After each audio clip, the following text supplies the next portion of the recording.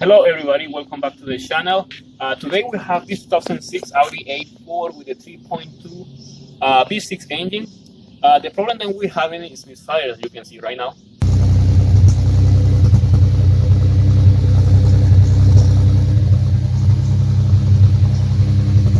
The misfiring is happening because one of the coils is not working. In this case, we have the cylinder number 2. This is the one that is like misfiring, and that's the reason why you hear those kind of explosion coming from the tailpipe. To fix this problem, you actually have to check what is going on. In this case, we already checked what's going on with this car, and what it says is then the spark plugs, the coils in this case, are being disconnected by the computer because there is a short in between the wiring.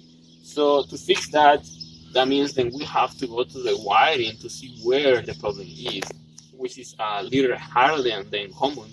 Usually the common problem is then it is just the coil or the spark plug, the one that goes bad.